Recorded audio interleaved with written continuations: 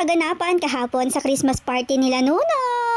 Hello mga mare, welcome to our mini vlog. For today's video, Christmas party nga nila Nunong, kaya naman tara, samahan nyo kaming makisaya. Outfit check bago pumunta sa school, let's go! Every year talaga pasabog na naman ang aming Christmas party decoration, kaya naman kudos sa mga momshkels na nagtulong-tulong para matapos itong design na to. Hindi pa nga nag-uumpisa ang program, pero dahil nga magkakasama na naman ang mga bata, talaga nga namang riot na naman talaga.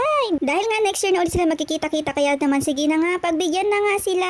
Bago ang program sa bawat classroom, may program muna dito sa labas na kung saan lahat ng students kailangan mag-participate, at kita nyo naman game na game sila sa lahat ng sayawan at kulitan.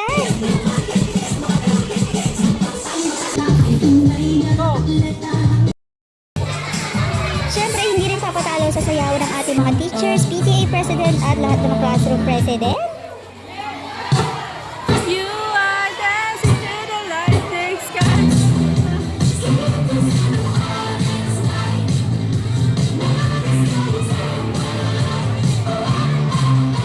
Bago matapos ang program, nagpila na naman ang mga estudyante para sa gift giving ng ating generous na sponsor. Pagkatapos nga ng program sa labas, heto na nga, pupunta na kami sa aming kanya-kanyang classroom para doon na ituloy yung aming program. At heto na nga, daladala ko na ang aking Shanghai na pledge para kakainin naming mamaya, kaya naman for the go! Tara, tingnan natin yung mga ipapamigay natin sa mga bata mamaya. Napakadami, ang dami mga loot bags, kaya naman paldong-paldo ang mga bata. Dito naman sa kabilang side, ito yung mga kakainin natin mamaya at pagsasaluhan. Napakadaming pagkain, sana lahat ay makakain at walang maubusan. Pero bago tayo kumain, syempre magpapalaro muna tayo sa mga bata. Ito nga pala yung pambansang laruan, yung karing-karing. Ayan, kitang-kita nyo naman yung mga bata, diba? Sobrang saya nila. Sumunod naman na games ay ang basag palayo.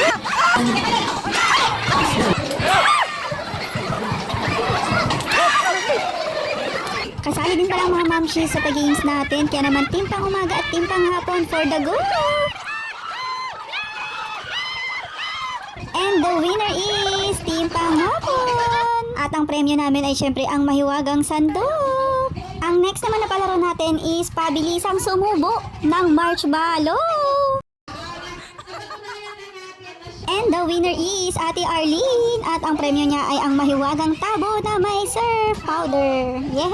Another palaro naman para sa mga mamshi natin ay ang palakihang sumubo ng saging. At ang winner syempre ay si Team Pao, Christina Danganan.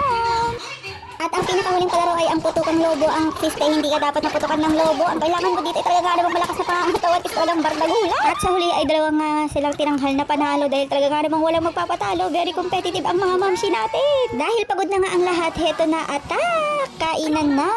Marami pong salamat sa lahat ng nag-pledge ng food, sa lahat ng tumulong at nakisaya. Maraming salamat. At syempre maraming salamat din sa ating mga generous na kinder na nagbigay ng presents para sa akin ng mga kaklase. At syempre thank you rin kay moms na nagbigay ng gifts sa ating mga parents. Thank you po sa inyong lahat.